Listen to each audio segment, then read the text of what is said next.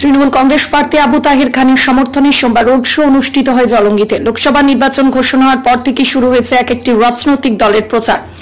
মুর্শিদাবাদের জলঙ্গি ব্লকের উত্তর জোন তৃণমূল কংগ্রেসের নেতৃত্বে বিশাল জমায়েত করে রোড শো করলেন দলীয় প্রার্থী আবু তাহের খানকে সঙ্গে নিয়ে জলঙ্গির বিধায়ক আব্দুর রাজ্জাক ও পঞ্চায়েত সমিতির সভাপতি কবিরুল ইসলাম সহ সকল নেতৃত্ব।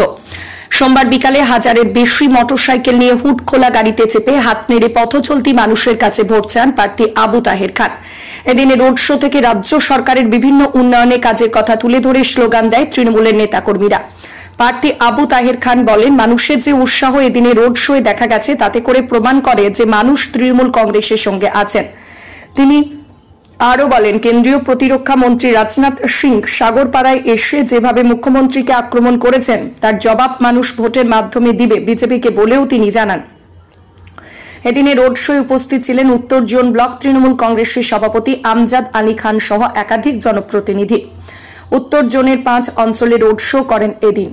কোথাও প্রার্থীকে মালা পরিয়ে শুভেচ্ছা জানায়, আবার কোথাও মিষ্টি মুখ করিয়ে শুভেচ্ছা জানান এদিন। আপনারা দেখছেন নজরে মুর্শিদাবাদ। তার সঙ্গে আছে এবং আমরা যখন নামি আমাদের কোনো বিভেদ নেই, সবাই একসাথে কাঁধে কাঁধ মিলিয়ে নির্বাচনে নেমেছে।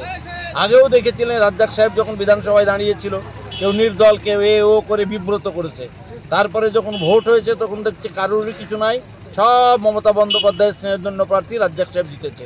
এবারও দেখবেন জলঙ্গিতে আমরা অনেক ভোটে লিড করব, কারণ মমতা বন্দ্যোপাধ্যায় মানুষের মধ্যে আছে। মানুষের প্রত্যেকটা মানুষকে যেভাবে তিনি তার পরিষেবা দিচ্ছেন এবং অর্থনৈতিকভাবে প্রত্যেকটা মানুষ যেভাবে আজকে লাভবান হচ্ছেন, আর সাম্প্রদায়িক সম্প্রীতি বজায় রাখতে মমতা ব্যানার্জি যে লড়াই করছেন বিজেপির বিরুদ্ধে, তাই মানুষ সমবেতভাবে আজকে এককাট্টা হয়ে বিজেপির বিরুদ্ধে লড়াই করছে।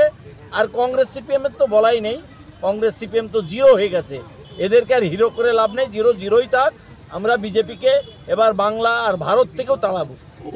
সে তো ধর্মীয় সুচরিত্রে এখানে আসছে, এটা বর্ডার এলাকা, এখানে বিভিন্ন রকম সমস্যা থাকে বর্ডারের, তাই তাকে পাঠিয়েছে যে বর্ডারের বিএসএফ তার আন্ডারে, বর্ডারে পুলিশ তাদের আন্ডারে, সেই জন্য তাকে পাঠিয়ে চেষ্টা করছে যে ওই কেন্দ্রীয় বাহিনী কাজে লাগিয়ে যদি কিছু করা যায়, এটা কিছু সম্ভব হয়। একাধিক মুখ্যমন্ত্রীকে তো আক্রমণ করবেন, ভারতবর্ষের একমাত্র মহিলা মুখ্যমন্ত্রী যিনি সবসময় বিজেপির বিরুদ্ধে লড়াই করেন, একাঞ্চি মাটিও তিনি ছাড়েন না, তাই মুখ্যমন্ত্রীকে আক্রমণ। অবশ্যই সাধারণ মানুষ বাংলার এই যে মনি ঋষিদেরকে অপমান করছে, বাংলার একমাত্র মহিলা মুখ্যমন্ত্রী তাকে অপমান করছে, মহিলাদেরকে বিভিন্নভাবে অপমানিত করছে, তার জবাব তো ভোটের বাক্সেই পড়বে। সেদিন দেখবেন আগামী 7 তারিখ ভোটের বাক্সে তার রেজাল্ট।